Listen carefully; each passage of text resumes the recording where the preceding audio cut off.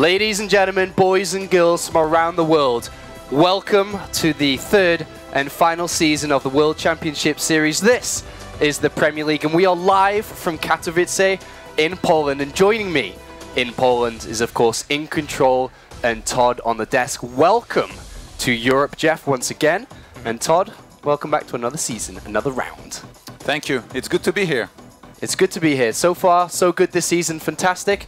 A massive season that we've had so far. And the final season before BlizzCon. A lot on the line now, Jeff, as we get closer to the global finals. That is the big prize at the end of this rainbow. Going to BlizzCon, of course, is the biggest tournament in StarCraft history every year.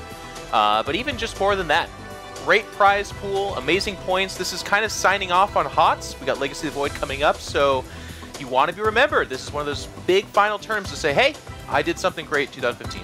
The final time I can have the pleasure of doing this, let's take a look at the season structure, the tournament structure for the Premier League. We've had the round of 32 in America and Germany. We've completed and brought the 16 best players this season to Poland, where we have spread them across 4 groups going through A, B, C, and D. We have 3 days of awesome action here in Katowice before going to the playoffs. The top 8 players this season will go and play in a live venue in front of hundreds and hundreds and hundreds of StarCraft fans to see who will be the #1 in Season 3. We also, of course, want to be looking at what exactly we're doing over the next couple of days. Let's take a look at the schedule here, because today, Tuesday the 8th, we have Groups A and B to be played, or at least to be started. We'll be doing matches 1 and matches 2 in the groups, and of course the winner match. We will have 2 players that qualify for the playoffs today. And then tomorrow we have a replica of a day. We have C and D before Thursday, where we'll have all the elimination matches and decider matches to wrap up our shows in the studios in Katowice before going to the big venue here in Krakow. We go to a live audience for the weekend, the playoffs, and of course the official release of the Legacy of the Void World Premiere. An awesome weekend ahead of us. They do not mess around when they make those videos. Like the announcement of showing off the intro for Legacy of the Void is sick. I remember way back when I was like 12 years old watching Warcraft II. That video was amazing too, with the orc and the guy killing each other on the grass. It was so great. And we have special guests coming from around the world.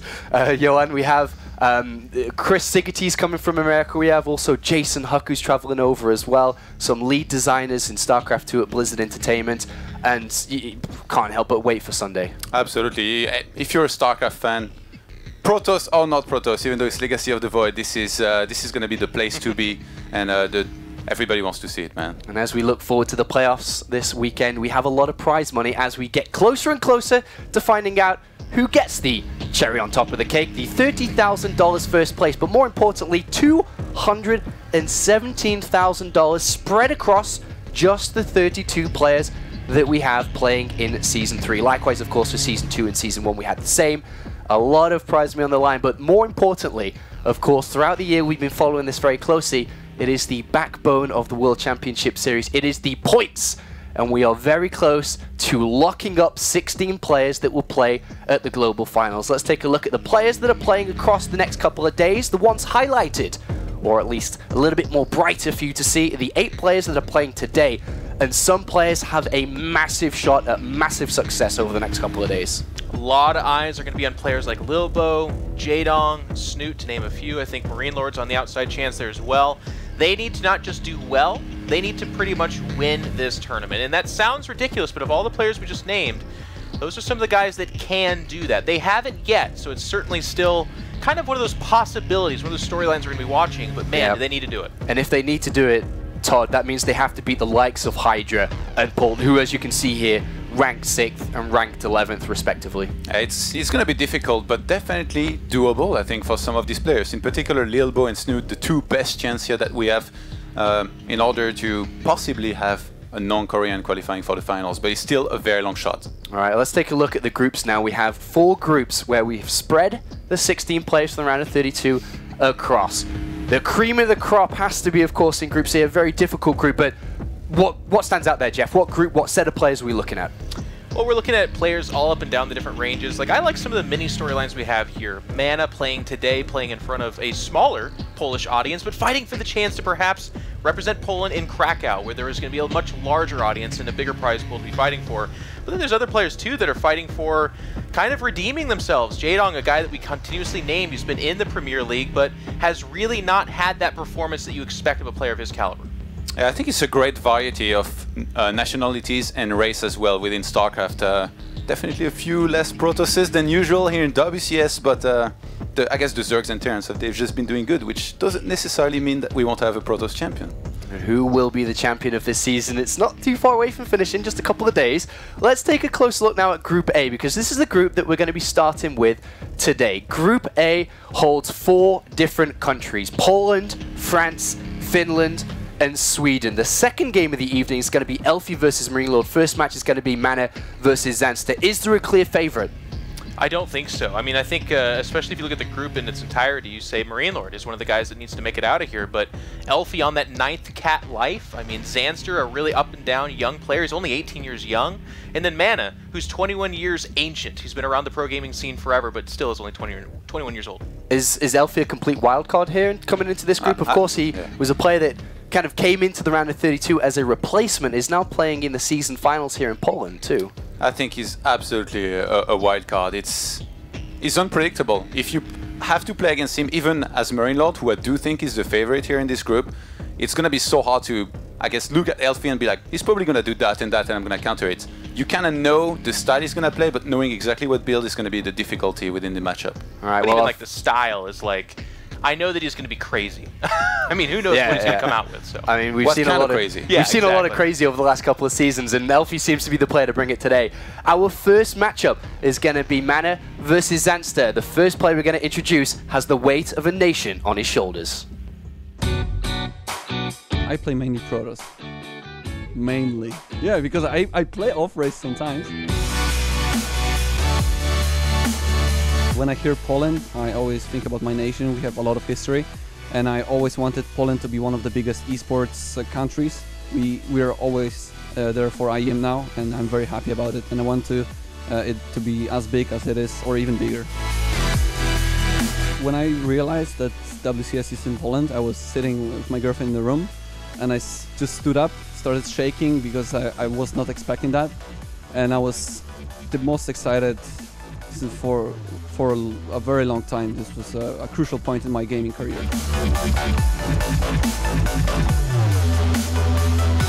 My goal is to pass round of 16, and if I can make it, then I will play in Krakow in front of a crowd of the good old Polish community.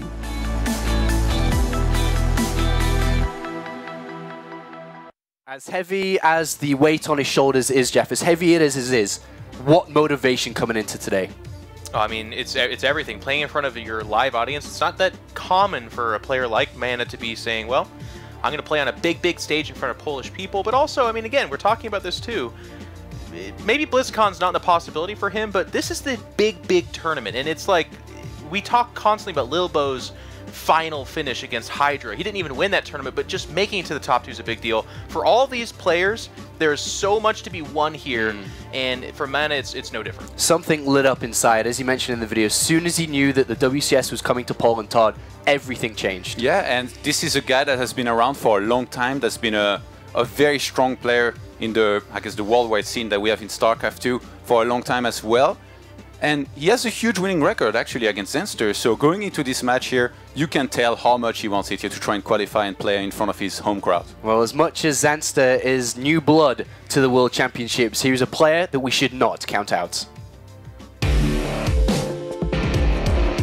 I play StarCraft II competitively because it forces you to grow as a person, and you get to meet a lot of nice people and travel the world.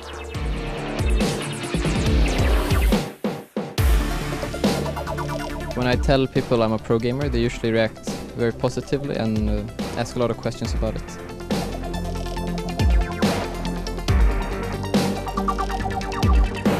I didn't really have an idol growing up, but when I started playing StarCraft, I really liked Lucera and watching his stream on OWN TV back in the days.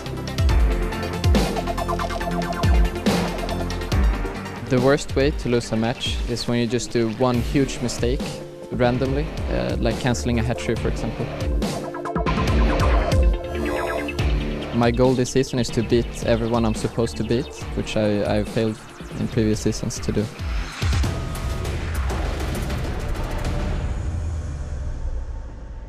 It's his first Premier League appearance. He's mean and he's keen and he's looking to make a difference. Zanster comes from Sweden, which is a country with a long history of champions across multiple games in esports. So he's going to have a lot of responsibility on his shoulders. I'm sure all the Swedish spectators that are going to be watching this, they want to pull for him, they want him to go through. But he's a young guy on the rise. Can he do it? I guess. Yeah, and Todd, to your point, which I think is really cool, we've seen a lot of these young players come up and do really well because their national scene is doing real well. Todd's talked a lot about the French players in the past, kind of doing well inner squad-like, and Zanster's kind of a product of that. They've got the Swedish Championship, which has a huge prize pool, but really competitive players as well. And all of a sudden, here he is, round of 16, WCS, and he's looking to go further. And there's a realistic chance he can make it out this group. The Swedish Championship, which I believe he won the last one in finals against Sortov, so definitely doing very well within Sweden as well. Yeah, And to your, go ahead. No, go ahead, Jeff, please. I was just going to say, I mean, he is looking to get outside this group. This is not an impossible group for him. He talks about how Protoss is kind of his worst matchup, but if he can get past those butterflies today and really beat MaNa, he is the better Protoss in this group. I think Elfie would be considered the second one. Yeah, I mean, that's the problem, isn't it? Zanster comes in and as fierce and as keen as he is to do well, he goes up against a player who, in the round of 32, let nothing get past him because he knew what was on stake. And very similar, qualifying for Katowice, in MaNa's mind, he wants to go to Krakow to play in the Grand Finals, or at least the main event for the playoffs. Yeah, absolutely. At the same time, though, if you're in MaNa's shoes here, you had to practice for multiple matchups, whereas Zanster only for 2 matchups, having 2 Protosses here in the group. So maybe that's going to give him some kind of advantage, worst matchup or not. I mean, Zanster said it in his winner's interview in the round of 32. He did not want to play against Protoss players coming into the round of 16. You know, I mean, I try not to read too far into that because a lot of guys have their worst matchup, their weaker matchup, but they're still pro gamers. They still play 10 hours a day. He's well equipped. He's fine. All right, let's take a look at the map order now. So, of course, in this best of 3, we're going to have 3 maps, 2 vetoes each for the players, and then the map selection coming up. How important are these maps that we're going to be looking at are going to shape this Zerg versus Protoss, Todd? I think they're pretty important for both players. This is probably the maps that they've pictured, unless something crazy happened, that they've pictured would be picked. And in the end, with Terraform, Coda, and Iron Fortress, I don't think there's anything too crazy. Usually, you kind of always see Iron Fortress being one of the later maps in a series like this because there is other maps that you need to prioritize and veto in the match. That's a difficult last map, though. If we do go to 3 maps, if it is a 1-1 and it goes to the decider, that's not an easy map for MaNa and for Protoss. It's not easy because taking the third is strategically very difficult, but to be honest, historically, MaNa is not much in the way of a third Nexus kind of Protoss. So while it kind of reveals a little bit of his tendencies, I think he's quite strong there, so he should be okay if it goes to Game 3. If it does, but it definitely will go to Game 1, obviously. Let's take a look at Terraform as the starting map between these 2 players. Terraform's a map that is relatively new. It's come into Season 3 of the World Championship Series. Talk to me about Zerg versus Protoss on this map, especially when you're looking at it from a Protoss side of things here, Todd. Terraform is a map where taking a third base will not be as difficult as on some of the other maps, but if somehow you fall behind, it can be really hard to defend in the area. But other than that, we see a lot of standard games. One of the things that MaNa needs to watch out is that sometimes he's come into some of these WCS games with a plan that was a little bit too fancy, like being super aggressive against Firecake. I really remember that series vividly, where he was trying to be overly aggressive and it played against him and he ended up losing. So now against somebody like Zanster, who's very good in late game, maybe you should try it and make something happen in the mid game rather on 3 bases. Is there a side here, Jeff, that you'd be looking at to make a difference? Because you can go into a game of StarCraft saying, you know, I'm going to play my normal game and see what the opponent's going to do. Do you think one of these 2 is going to come into this saying, okay, I'm going to put him on edge, I'm going to do something different? You know, for both their playstyles, I don't necessarily think so, and I do think Terraform kind of goes towards that let's get the butterflies out of our stomach format. Okay. It's not a super zany map, and both these players play against each other quite a bit on the ladder. They're both European, they're both in around a lot of these tournaments. I don't think anything too crazy will come out Game 1. Okay, so something that we're bringing new this time to the Premier League is predictions. We've got a lot of talent at this event, and of course our wonderful observer, Funker, who's come to join us in predicting throughout the week, every single game. We're going to be keeping score this time. We actually are going to be keeping score of who thinks who is going to win. I hope you guys are keeping score at home as well. You can join in with us here at the World Championship Series, as we've got a massive landslide obviously towards MaNa here. We got 6 votes to 2. 2 for Zanster, and it is Colaris and Rotterdam that choose Zanster, but everyone else is on the pole sides. You know, it's a little bit rough. A lot of us know the European scene really well. Rotterdam, recently having moved to North America, has kind of fallen off the map in that knowledge pool, so we'll let it slide this time, but I think this is going to be a fun way to track and kind of see where we're all at with these players. The best thing about this is that we didn't include Autosys, not to spoil it. Yeah, we couldn't just include assume them. it's, yeah, whoever loses is pretty much the guy he's Todd, are you going to come out ahead of Jeff in these across the week? Of course. Yeah? Come on. All right, we'll have to keep track of that. Remember at home, if you want to join us in, you can. You can join us in social media and tell us who you think is going to win. Make sure to go to Twitter. It's always, of course, #WCS. That is us done here on the analysis desk. It is time to kick off the round of 16 here in the Premier League, and the first match is going to be casted with Rotterdam and Nathanius.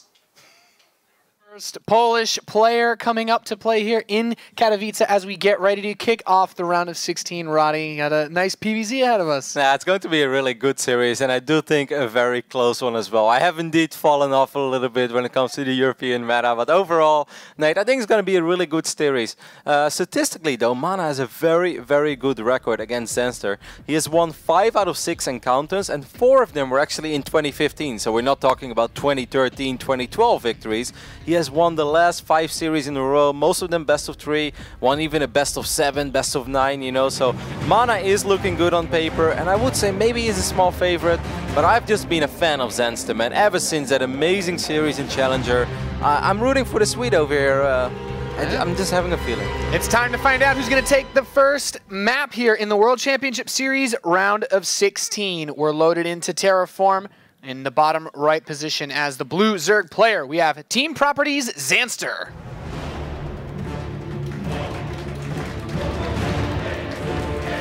And over here on the left top side of Terraform for our first match in WCS Premier League round of 16. He's hailing from Poland and of course representing Liquid, it is MaNa.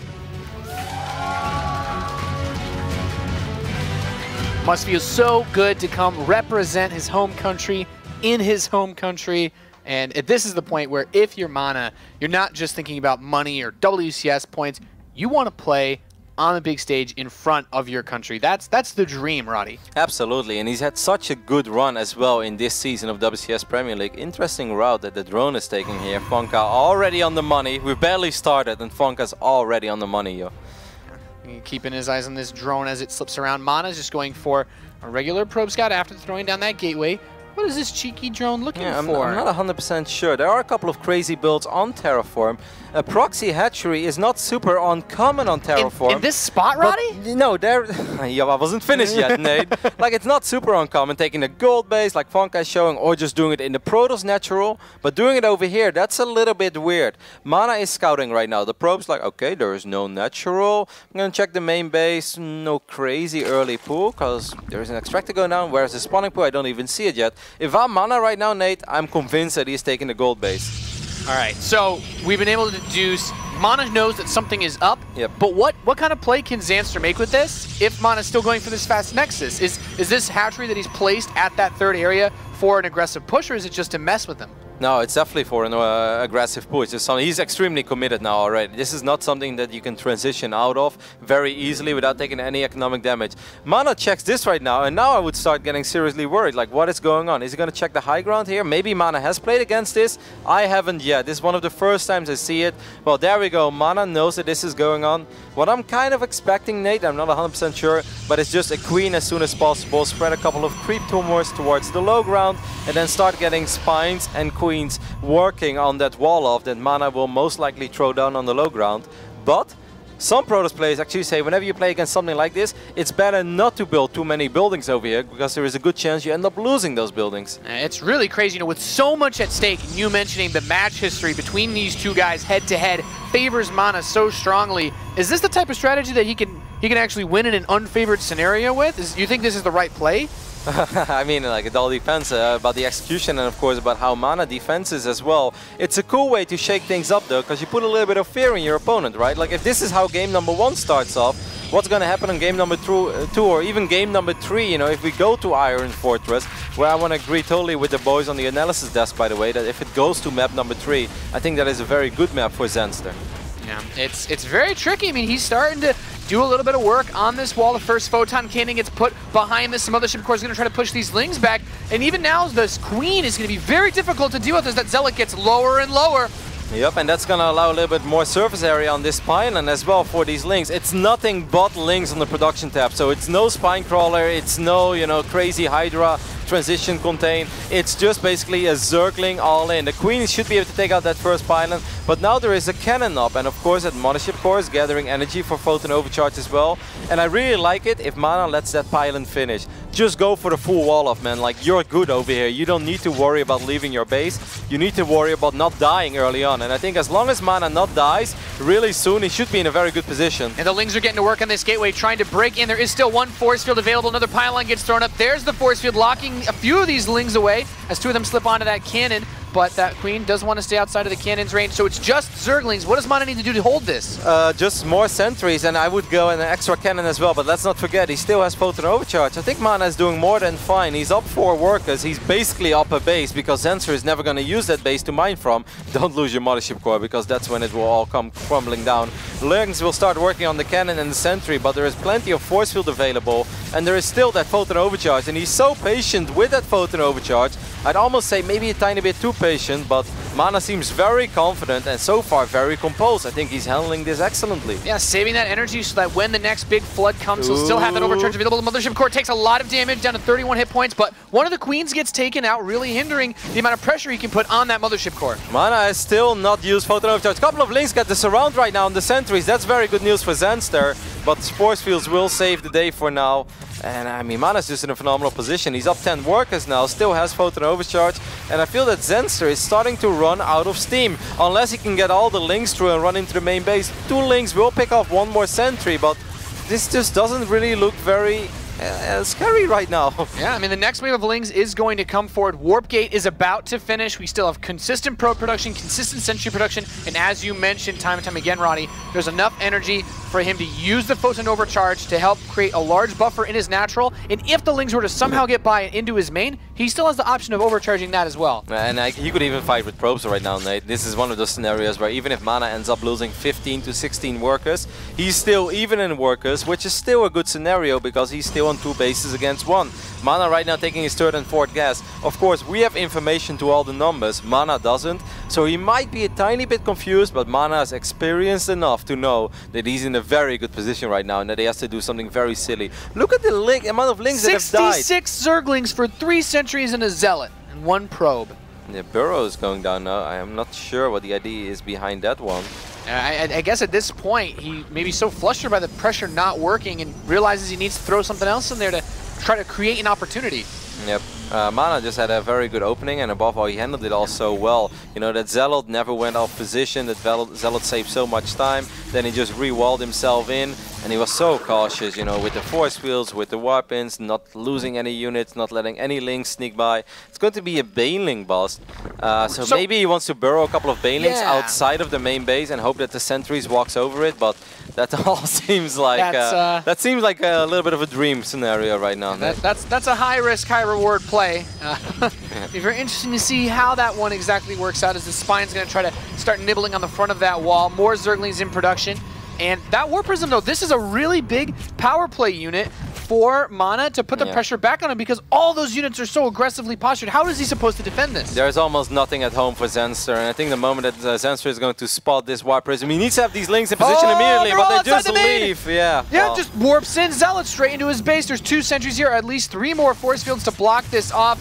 And as long as he places it, he's good. GG. MaNa takes game number 1 here for Group A of the World Championship Series, round of 16. And that's such a sweet way as well to start off your WCS Premier League round of 16, Nate. You get kind of cheesed in game number 1 and you just don't mess up. You handle it all with such calm, such elegance, I would even say. He didn't even use Photon Overcharge against an all-in play from a Zerg. That's impressive, Nate. That doesn't happen very often. Very impressive to be able to win in a scenario like that, and I really like you pointing that out. To start your round of 16 performance, immediately the heat's turned on, the pressure is raised up against you, and just completely stoic, in the face of danger, not really sweating it. You know, he had the fast probe scout. He saw no natural, saw the fast gas, was like, okay, just get my wall up, hold it with sentries, and it was just really well done. Yep, absolutely. There's really not a whole lot more we can say about that. Kind of wonder why Zanster would bust out a play like that. I guess the whole idea behind this build is just you put on some pressure immediately with the queen, with your first few links, maybe hope for an extremely early photon overcharge, or what you hope for is that the first links that kind of squeeze by, but I don't think he really wanted the links to squeeze by because he couldn't do that much with the links, and they were bound to die because the Mothership Core was just shooting away at them, and there was no chance of Zanster saving those links. And it sounds very silly that 3 or 4 links can make the difference, but sometimes it does in breaking down that wall. And this is one of these builds for a Zerg player that the moment that wall goes down, the moment you cancel that gate, you know, or in time, like if 10, 15 links run by, that's when it becomes very tricky for Protoss, right? Because you have like 1 or 2 units and then you have to chase down a bunch of very fast links that run around in your main, and that's when things can become very complicated. But that never happened for MaNa, so we never saw him in that scenario, and he was just, you know, keep renewing that wall, cannon up, force shoot here, force shoot there. I've got this, ease. Yeah, really, really well played. And now they're going on to map number 2. It's going to be Coda. Bit of a, you know, very straightforward map. This is, you know, this is the most popular map that we've seen played out basically since its introduction into the World Championship Series. Pretty standard layout, would you say, Kev? Yeah, absolutely. And I kind of like this map for MaNa. Also, the way that I've seen him play PvZ in the past, I feel that he's just very confident around it all along. Like, I don't really see him mess up too often, and I kind of feel the way that Zanster has been vocal about this matchup in the past, where saying that, you know, I don't like ZVP all that much right now. I personally feel this is my weakest matchup. Coda is not really a map that you want to play on because it's a match where most Protoss players are very comfortable on. And it's going to be hard for Zanster to reach what he likes in this matchup, and that mostly comes down to Ultralisks that are well upgraded, Vipers, and Infestors. But of course, it's very hard to get there for a Zerg player. Yeah, and now he's up against a Protoss who's in the zone, who's feeling it. Yeah, he's got a home field advantage. And as you mentioned, that head-to-head matchup record very well. MaNa went through a lot of went through a lot of PvZ to actually get here from the round of 32, whereas Zanster didn't actually have to play any Protoss to get to this position. But now he needs to make it happen. We are loading in to game number 2. We are ready to go here at the World Championship Series Premier League round of 16. 2 men face off in the northwest position of Coda. We have the blue Protoss player currently up 1-0, and representing Team Liquid, he's MaNa.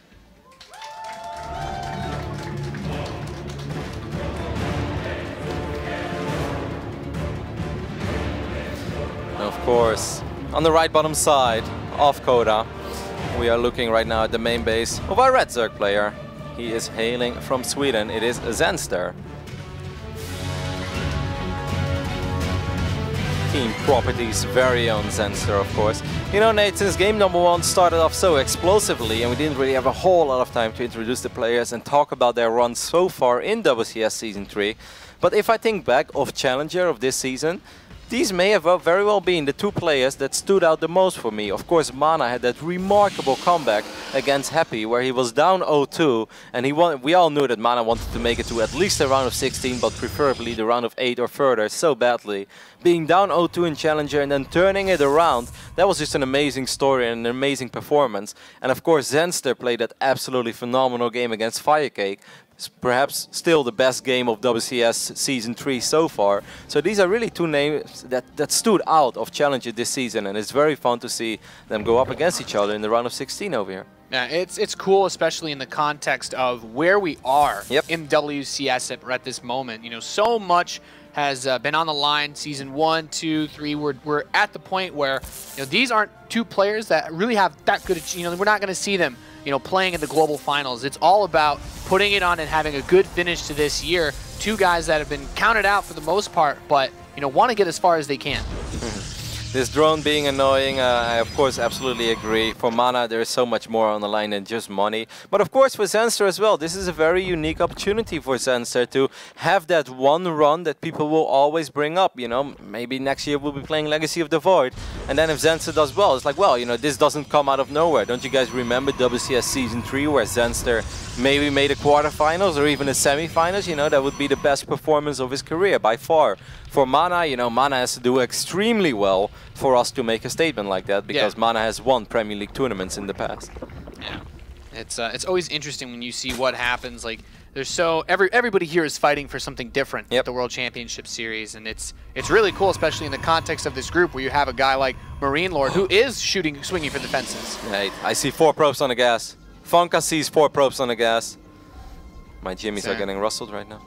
It's definitely something that can be triggering to the eye as his Overlord's going to come up and scout the natural. We do have that link speed opening. Does Zanster have to play aggressively in this map to make something happen? If he lets MaNa macro up, is he in a bad spot? Not necessarily in a bad spot, but I do feel the way that Zanster plays in general, not just in ZVP, but in most matchups, is that he's very active with a lot of units. You know, a lot of Zerg players always have the approach of, I'm going to try to wait as long as possible to create units, so my economy is as strong as possible, and obviously that's kind of the way that Zerg plays out. But Zanster has always been the type of guy that makes a big swell of links, or sometimes even roaches or Hydralisk, in a phase of the game where you normally not necessarily expect it, and then just tries to create an advantage situation for himself and then macros up further behind it. He's definitely a macro-oriented player, but he has a little bit of a different approach than most Zergs out there. Alright, well he's going to go up to a quick 3 bases, as we tend to see. And as far as Protoss versus Zerg goes, you know, you mentioned a lot of Protoss players very comfortable on this map. Roddy, what do Protoss players tend to go for in the mid game? Is it still a lot of heavy Blink Stalker Sentry play? Yeah, I kind of think that's the most common thing over here, and I'd be shocked to see something different, especially with that second Sentry. It could maybe be... wow, that's a very quick robotics facility, by the way. 5 minutes and 55 seconds. If these links spot it, and they do, Zanster's going to be able to click on it. I feel this is an absolutely massive scout for Zanster. That's normally not that easy to scout. Scouting a big building like the robotics facility this early on, that's great. MaNa is gonna just gonna drop some gateways and complete his wall up. Of course, he doesn't have any eyes on the map at all, and after the way that Zanster played in game number 1, I kind of felt this opening was even a little bit risky, because speed is done already. Imagine if Zanster would have made a crazy amount of links, he would have been able to just run them in. But MaNa was very confident that was not going to happen. Yeah, certainly some possible gambles to be thrown around here, as a Forge will also start up. So what do you think is going to happen over here, Nate? Quick Warp Prism perhaps by MaNa? It worked really well last game, and there it is, Warp Prism. And you know, he does this with a little bit of a later +1. You can always try to follow up with that Twilight Council, and I guess if you can slow the Zerg down enough, you still open up that window for the Blink Stalker timing. Yeah, but I feel that this is more a 2-base oriented play over here by MaNa. I feel that even though he's getting a Forge, I kind of feel that he wants to Warp Prism to use to force out some units on the other side of the map, and then maybe set himself up. He did have the Immortals already in production on Terraform, so that's a pretty good guess, I'd say. Yeah, this could very well be a very strong Immortal follow-up. He's going to slow the Zerg down a little bit with the Warp Prism play, and then followed up with a strong Immortal push. We're going to keep a close eye on that work production tab, see if MaNa stops at 44 or 46. If he goes higher than that, then he probably has 3-base ambitions. Yeah, and that Warp Prism's moving out. It does have 2 sentries in it. Not exactly aiming towards that main base ramp like we saw on Terraform, which, you know, he's kind of go straight for the throat, but here it comes over to the 3rd base. We have 14 drones. There's a lot at stake at this 3rd. Going to force field in the Queen. Great use of those force fields to grab that Queen. The Zealots should be able to kill that. No +1 just yet, so it's more about the control of the positioning here, as they won't be two-shutting those Zerglings yet. Yep, I want to be careful with your sentries over there. MaNa almost ends up losing one, but he picks it up in just the nick of things. He's going to drop the sentries again. We'll end up losing 1 sentry this time. How many drones is he getting in? Not a whole lot, right? I mean, it's great positioning for the Zealots, especially after taking down this Queen. These Lings have a very, very hard time cleaning up these Zealots, but now the Roaches will come in to reinforce, and after just losing 2 drones, but of course making a lot of workers, Zanster is going to be fine for now, or making a lot of units. The Immortal is a follow-up. Twilight Council is going down though, Nate. Yeah, well, you said it, Kev. He is still building probes at this point, and it's possible for him to try to make a later transition into that +2 blink, but with a bit of an Immortal backbone, it can give him more staying power against the Roaches. Yeah, absolutely against the Roaches. Against the Hydralisk is going to be a little bit more tricky though. Zanster is going to try to get this probe, won't get it. That's actually rather infuriating for him, because if he would have been able to take out that probe, those pylons would have been later, and it's harder to create a good sim city on the high ground over there for MaNa. I think that if I'm Zanster right now, I would just make as many Hydralisk as possible and try to push as quick as possible by seeing the way that my Protoss opponent has opened so far. Immortals, not phenomenal. These Links are going to try to counter perhaps, and going to try to cancel this Nexus, but that's not going to happen as all the sentries are here. Zanster has to be very careful. I wouldn't jump on those sentries. That's a few too many with that Immortal and the Mothership Corner. Yeah, this Warp Prism is trying to move in towards that 3rd base mineral line. We do have Hydralisks in production. That's scary, by the way. Imagine if those Hydras pop on the wrong moment.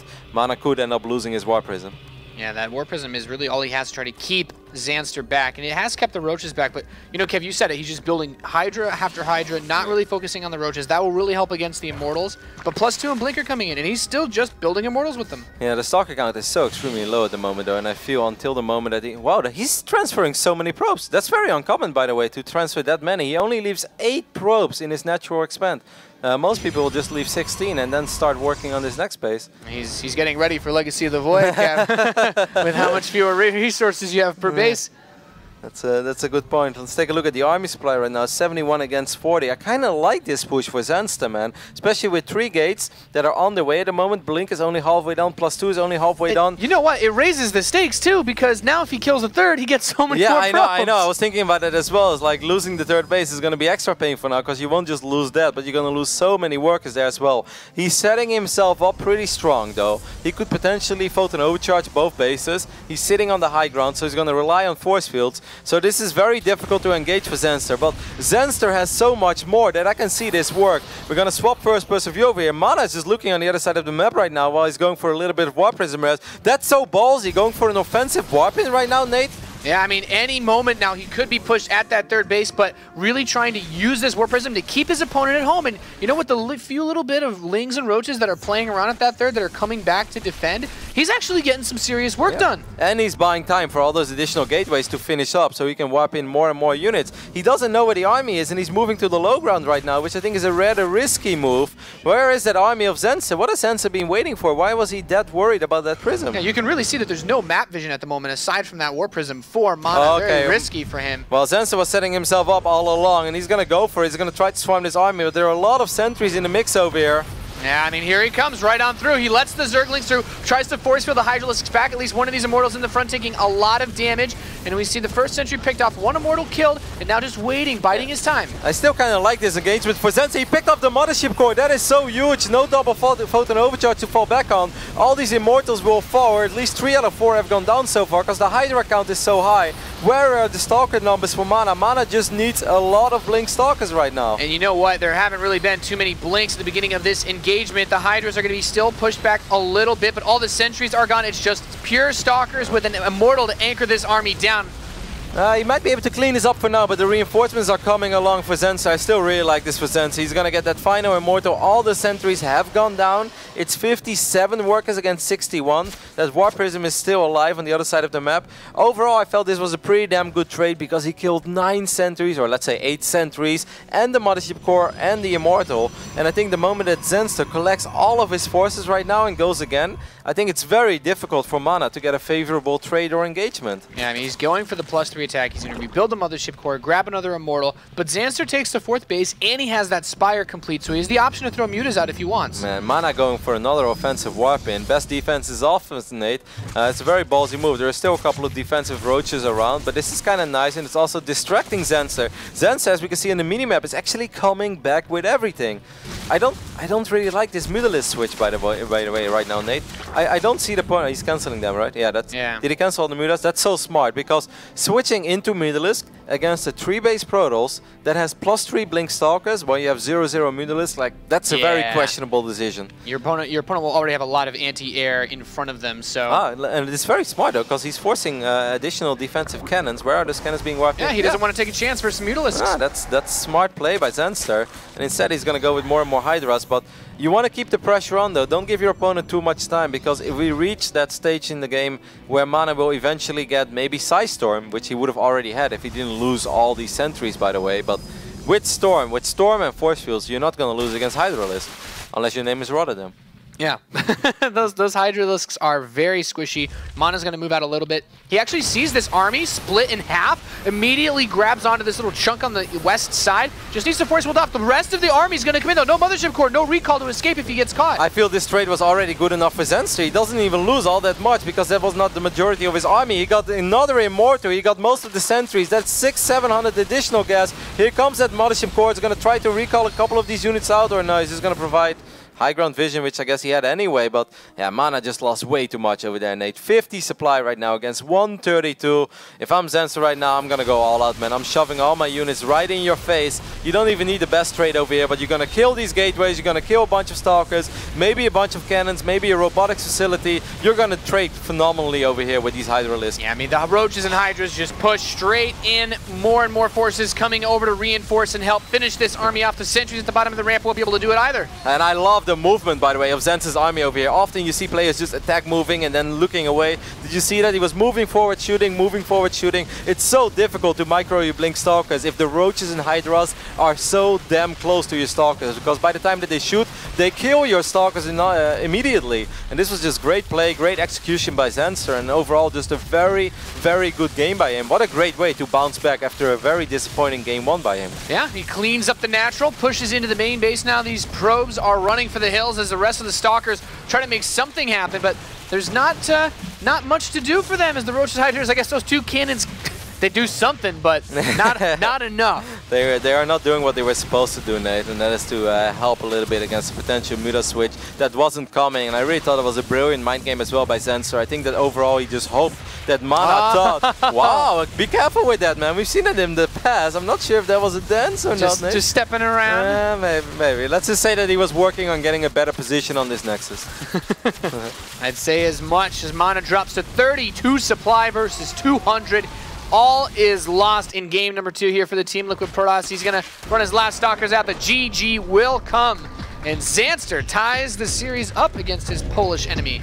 Yeah, very solid game by him, man. What a great way to bounce back. Often we see people, after they try to go for a rather funky build in game number 1, that they just kind of fall apart in game number 2 as well, you know. It gets to their head, is nervous, like, oh god, why did I do that build in game number 1? Like, you know, and then they stress themselves out further. But Zanster looking very, very composed over there and displaying a very solid game on what is considered to be a pretty tricky map for Zerg against Protoss. Yeah, I wanted to ask, you know, just pick your brain a little bit. What do you think came down to it more in that position? Was it where MaNa set himself up, or did Zanster do something to really pull him around the first time he was able to pick the army off? I feel a couple of things went wrong there. I'm not sure if MaNa already had to be on the low ground. That's a questionable decision on its own. Yeah. Maybe he just thought that Zanster was truly retreated on the other side of the map, but I guess he just felt, I've got enough sentries over here, but I felt 1 or 2 sentries were a little bit too far in the front, that even though he dropped all those force fields, they were still getting hit by the Hydralisk, and that's why a couple of them got picked off.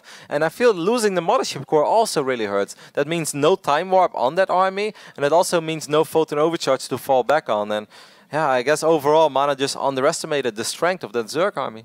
Yeah, I want to, especially what you said about not being sure where the army was. When we got to see the first-person view of MaNa, he had no idea where the army was. The only thing he saw was his own base and where his Warp Prism was. And as nice as the Warp Prism was able to do a little damage here and there, the Roaches did a really good job of being able to defend, but just not able to hold it. Nope. Score is 1-1 in our first series over here at WCS Premier League round of 16. We're heading to a very small commercial break, and after that we'll be back with game number 3 between MaNa and Zanster.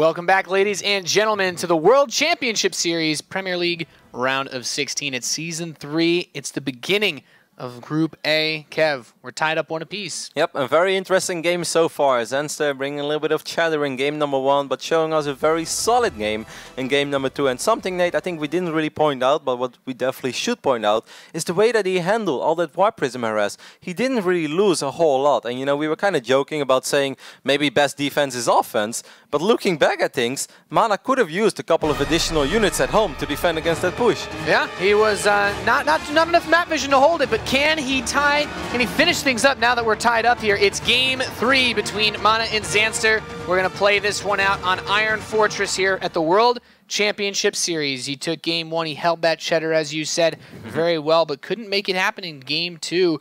Can he do it here? He's Team Liquid's MaNa.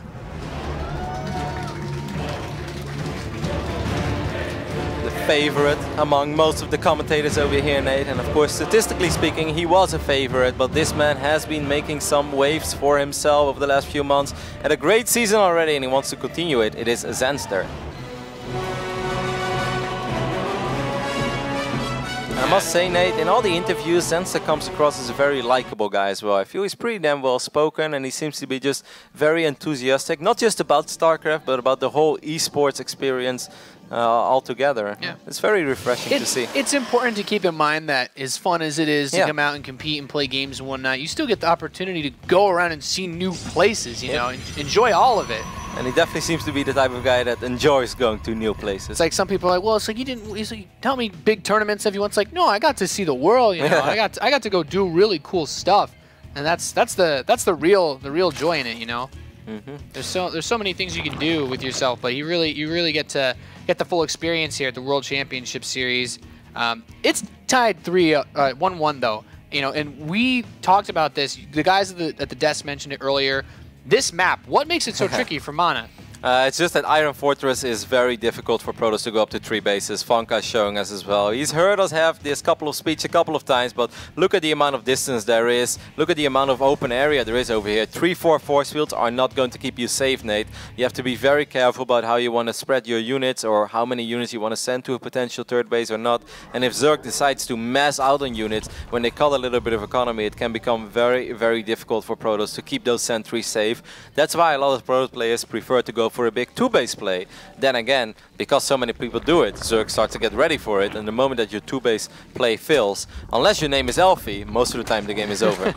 So a lot of it comes down to either making that 2-base play or baiting the Zerg into thinking that you're going to make that 2-base play. Yeah, exactly. And it's just kind of tricky in general to go up to 3 bases for multiple reasons. It's difficult to transfer units, it's difficult to transfer probes, it's difficult to get a very good SimCity going on the high ground.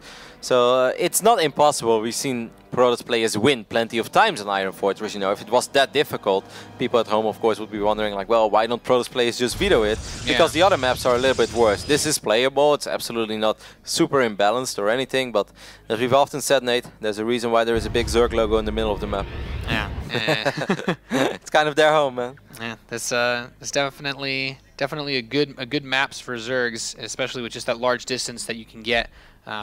Also rewarding the creep spread that can go on. A little bit of Chrono Boost going down on the Warp Gate technology over there, so we could very well see 2 or maybe even 3 gateways go down on the low ground. I kind of think dropping 2 gates on the low ground is best, and then dropping 1 in the back of your main base if you want to go for some 4-gate pressure.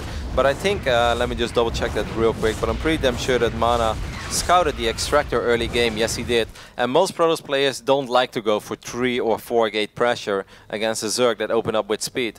Yeah, and just the maneuverability of Zerglings against pushes like this is just really strong. So now I ask then, where does he go from here? Does he try to make it, is a fast 3rd play viable when on the map, even when it's normally so difficult, just to try to secure it early on? Yeah, I mean, like, there are many ways to go up to 3 bases, right? And define fast. Like, is it smart to do this at the 6 minute and 20 seconds mark? Well, probably not. I would do it a little bit later. This could very well be for a proxy Stargate, and I know that my dear friend Johan Mello is a very big fan of that, because it's kind of tricky to scout as a Zerg player, and you will check, you see the gateways, and often Oracle is just the last thing they expect. This could very well be a double Oracle into a 6 or 7 gate all-in, which I think is a very strong build on this map, and we've seen a lot of Korean Protoss players use that build as well.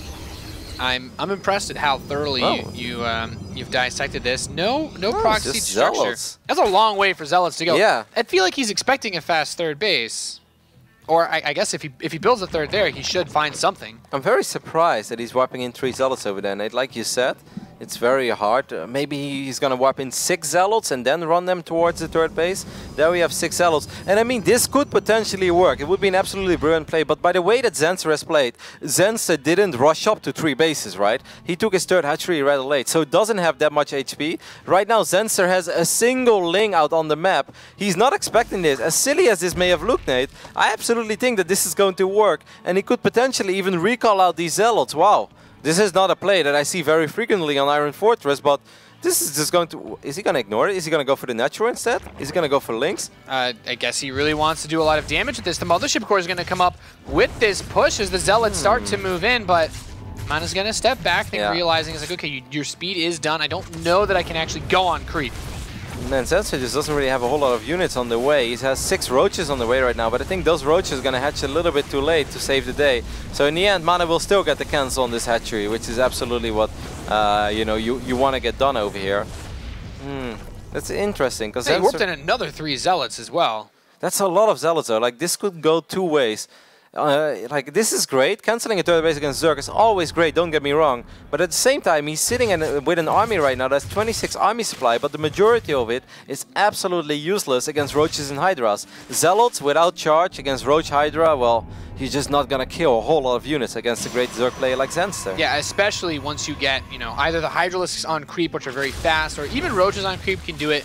But you get Roach speed and you get Hydralisk speed off creep without charging, right? The Zealots will never be able to close that distance to actually hit those Roaches and Hydralisks. Very interesting game, not the way that I see most PvZs play out on Iron Fortress, and I kind of wonder, MaNa must feel kind of okay about this scenario, but at the same time, if I was MaNa, Nate, I wouldn't be super happy with all these slow Zealots right now. I guess they're better than that Zealots, but at the same time, they still won't contribute a whole lot. Yeah. Then again, Zanster did make a bunch of links behind all those Roaches, so the Zealots will do okay against the links. I guess the idea is he's going to be hoping that he can trade them out, you know, as effectively as possible. And with some of the ways that the ramps on this map work, if he can try to get a fight at a choke point where he can at least force field those Hydras or Roaches in close, then the Zealots can maybe get something done. It's still meat shield as well, right? Yeah. Link's running around trying to prevent MaNa from going up to 3 bases. MaNa is currently on 46 workers, but I do feel after the start that he had that he actually wants to go up to 3 bases. But here we already see it. Funka showed us in the start of the game. Where do you put your units, Nate? Another cannon is going down. That's a defensive cannon. Now that kind of makes me wonder. Well, I guess he still wants to go up to 3 bases, but most of the time you wait a little bit with these cannons. I guess it's possible he's concerned about a run by or like some other type of push, and he can warp something in very quickly to help defend, but he wants the cannon there to actually kill whatever pushes him. So how do you feel about this game right now? Because of course MaNa slowed down the economy of Zanster a little bit, but he didn't really kill any drones. The only thing he did is force a cancel, which means it took Zanster a little longer to saturate that third base. But how much did that truly slow him down? I feel like the way that he pushed the third base as well makes it a lot easier for him to make an attack. Like the 4th base, there's still that pylon in the northeast. He can do harass later on with the Zealots, but that 3rd base of Zanster is so close that if he doesn't push with +2, he can get right up in his face. Yeah, like I'm happy that you pointed out. Zanster did take out one of those pylons, because I think there was another pylon. Yeah, there's still one in the northeast base. Yeah, that's very... I guess it's kind of hard to find that one, but eventually you could say, you know, if you have speed links, just rally one speed link across the map and see what's going on. Yeah, and this Phoenix is going to try to scout around, get a feel for what exactly he's up against. Good amount of Hydralisks, so he knows it's going to come down to that blink control, man. Those Hydras shredded the Stalkers in the last game. But this time I feel that MaNa's going to have way more Stalkers to work with by the time that they actually fight. MaNa is for now the one that's moving forward. He's already going up to Templar Archives and a Warp Prism. I think that's a tiny bit ambitious, because there's a very good chance that Zanster is going to be the one.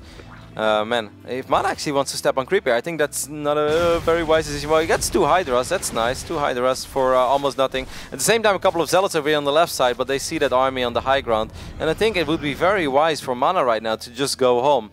I mean, I kind of like what he's doing over here. He's giving Zanster the idea that he wants to attack, but meanwhile he's buying time for himself to get Storm out. Even just 3 or 4 Psy Storms will completely change the tide of that battle. Yeah, I mean, if you look at the setup, just the way that they're posturing, no infestation pit, can't go in for any late game tech.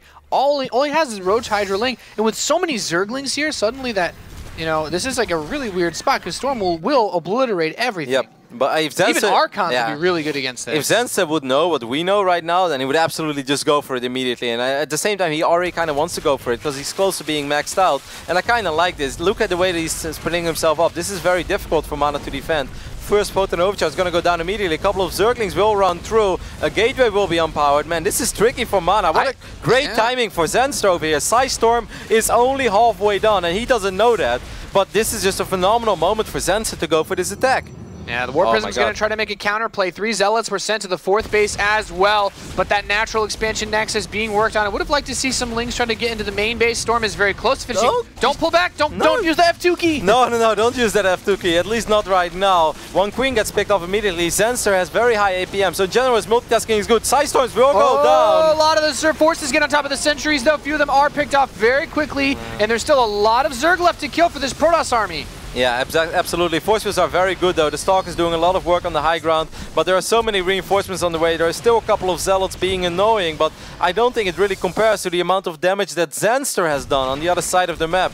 Even though those Zealots are true champs, they're really going to town. But the Robo is going to get picked off. A lot of probes are going to fall over here. Eventually, maybe the Cybercore could get sniped. That would be a great pick-off. Imagine if he picks off the Cybercore right now, Nate. Yeah, considering that your army is Blink Stalkers, you need that Cybernetic score to keep putting those out. And despite all of this, you know, he grabs this hatchery. He's actually barely killed any drones, not more than 4 or 5 this game. Yeah. So the economic damage isn't there to slow down Zanster from just reinforcing and reflooding. I think the supply tells the tale right now of this game. 199 against 110.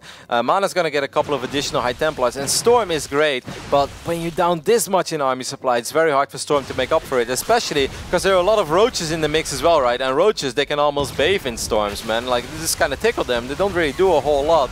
And like I said, Storm is great, but you need more than just a few Storms. The one Immortal will get picked off as well. That's going to make these Roaches even better. Storm goes down on top of the probes as well.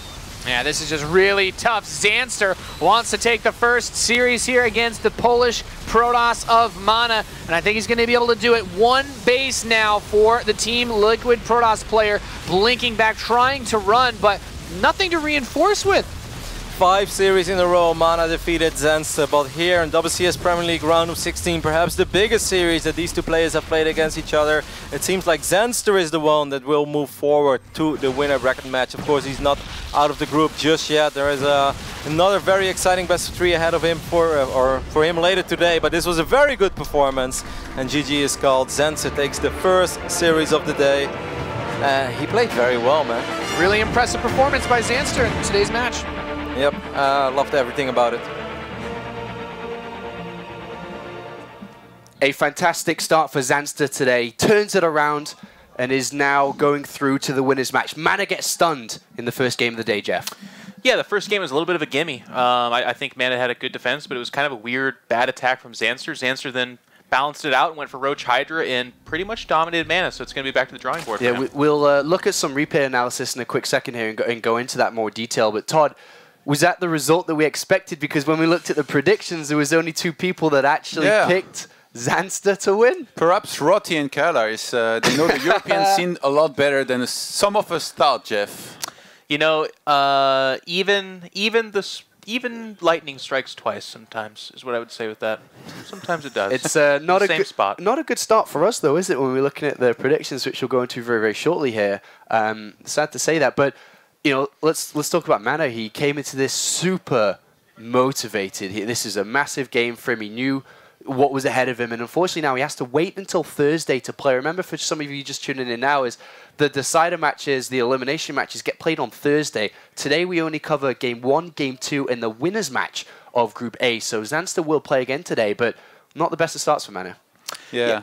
Definitely some tough games, though, if you think about like all that happened. In particular, I feel that second game, it didn't necessarily have to be in a bad spot, but a few mishaps put him in a dicey situation, and then he reacted wrong, didn't scout enough. All right, Jeff, here is the moment. So just before we begin this, MaNa moved out very, very early with Zealots, killed the 3rd, thought he was in a decent position to build up to an attack. This was the attack that he moved for, but he had second thoughts. It's a tough map to do this. I mean, we talk about the third base being kind of the linchpin moment where it's really hard to secure that. He's got that in his, he's got that going for him. But look at where he's moving out to. This is a very wide open space. And Zanster's already pre-setting up saying, yeah, okay, come on up on this high ground where I have army. Go up on that creep like the broadcasts were talking about. All of these are bad points of attack, and MaNa just kind of ends up backing away from this. Meanwhile, look at that supply for Zanster. It's getting further and further ahead. Yep. And when you attack with Roach Hydra, you're all of a sudden losing those high critical units like Sentries and Immortals for the Protoss. I think the big problem here for MaNa is that when you're in this situation, you shouldn't go for a War Prism and High Templars, because if you do that, then you're going to have a lot less Stalkers, and army supplies, you're going to fall very far behind and die to Roach Hydra. Against no Hive, you don't need High Templars. And as you can see here, Todd, MaNa backed out of the attack, pulled back, as you said, went for the tech choices he chose, but everything had crumbled. He missed his opportunity, and now he's left an attack that he just couldn't deal with. You can do those kind of tactics on a map where it gets really narrow in front of the natural, or if they attack up into the third, it's very easily defended by a few force fields and perhaps a couple of storms. But in this situation, look at how wide open that space is. And Zanster's so patient about saying, okay, part of my army is going to go into that natural, but I'll wait for the big thing, which is to try to get your army to come down that ramp. Even the War Prism across the map here, that's going to warp in some Zealots, that's wrong. Against this kind of attack, all you need to do is defend, and then you've won. I mean, if you do comfortably, then you've won the game. But, I mean, MaNa cut his economy so hard to build up to that attack, and when he never took the attack, he didn't have the economy to have a big enough army, Todd. Yeah, that was also one of the big problems, and which I think was caused by the fact that he went for High Templars. That in itself, and the way that Zanster reacted here, the fact that he went straight for the army and got close up and didn't let force fields affect the fight too much at first, that was the biggest of deals as well. Zanster reacted so well, he knew this was his one timing and he went for it. Yeah, beautiful game 3 there, and that gave us the Zanster versus MaNa win for the Swedish player here. And he didn't buckle under the pressure, he wasn't nervous, he went down in game number 1 against the favourite here, and he turned it around, and he looked great. It's incredible, and he actually kind of threw himself down in game number 1. It was kind of a silly thing that MaNa reacted very coolly to, and Zanster just kind of gave game number 1 away. And when that happens, a lot of times players are like, oh god, it's all over. But he just went back to his tried and true strats, and honestly, he kind of steamrolled MaNa. Those game 2 and 3 was not that close at all. All right, thank you very much, gentlemen. We'll hear more of you throughout the day. That is it for game 1 of Group A, which leads us going into game 2 of Group A, and that's coming just after this break. It's going to be Marine Lord taking on Elfie.